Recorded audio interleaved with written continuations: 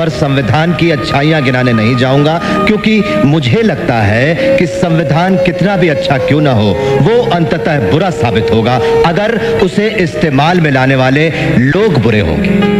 और संविधान कितना भी बुरा क्यों ना हो, वो अंततः अच्छा साबित होगा अगर उसे इस्तेमाल में लाने वाले लोग अच्छे होंगे। इसलिए जनता और उसके राजनीतिक दलों की भूमिका को संदर्भ में लाए बिना संविधान पर कोई भी निर्णय देना या कोई भी टिप्पणी करना मेरे विचार में व्यर्थ हो। मैं आज का संविधान हूं, मेरे सत्य को समझना ही होगा। 26 नवंबर 1949 का दिन, जिसे आजाद भारत के बेहतर भविष्य का स्वरूप तय करने वाली ऐसी आवाज के रूप में याद किया जाता है, जिसका संपूर्ण जीवन समाज में समानता के लिए कई तरह के संघर्षों से लड़ता रहा, एक समय बाद ऐसे पवित्र ग्रंथ में बदल गया जिसे देश का प्रत्येक नागरिक गर्व के साथ संविधान के रूप में याद करता है। 26 जनवरी 1950 को यह संविधान पूरी तरह से भारत का सम्मान और स्वाभिमान बन गया। इस आवाज का नाम है बाबा साहेब भीमराव अंबेडकर। इतिहास गवाह है जिसके वजूद पर अंग्रेजों से ज्यादा अगर किसी ने हमला किया है वह कांग्रेस पार्टी है। बाबा साहेब ने 1952 में बॉम्बे नॉर्थ सेंट्रल से शेड्यूल्ड कास्ट फेडरेशन पार्टी से पहला लोकसभा चुनाव लड़ा तो कांग्रेस ने उनके खिलाफ बाबा साहेब के पर्सनल असिस्टेंट नारायण काजरोलकर को मैदान में खड़ा कर दिया। खुद पंडित जवाहरलाल नेहरू उनके खिलाफ प्रचार में जुट गए थे।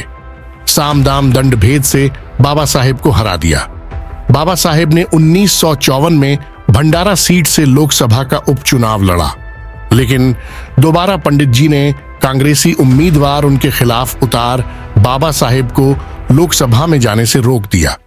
इसके बाद जनसंघ को जन्म देने वाले डॉक्टर श्यामा प्रसाद मुखर्जी के प्रयासों से बाबा साहेब राज्यसभा में पहुंचे।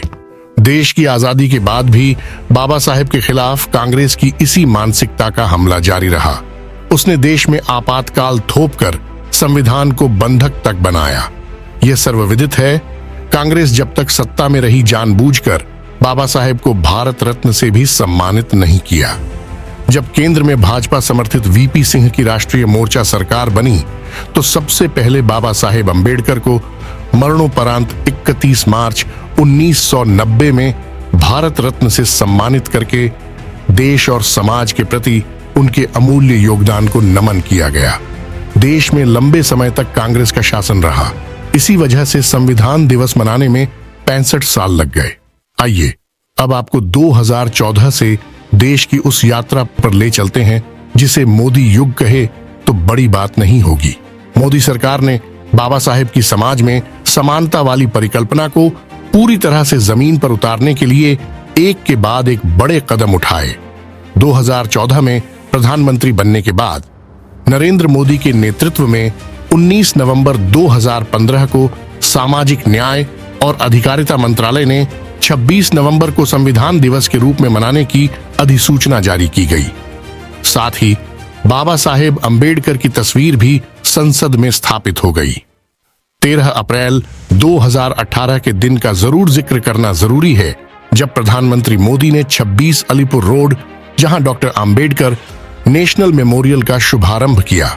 यहीं पर बाबा साहेब ने 6 दिसंबर 1956 को अंतिम सांस ली थी। संविधान के सम्मान स्वाभिमान की कभी खत्म नहीं होने वाली इस यात्रा में महिला आरक्षण विधेयक पारित करके महिलाओं को संसद और विधान सभाओं में 33% आरक्षण सुनिश्चित किया। ओबीसी के लिए न्याय और संविधान की रक्षा की दिशा में राष्ट्रीय पिछड़ा वर्ग आयोग को संवैधानिक दर्जा प्रदान किया।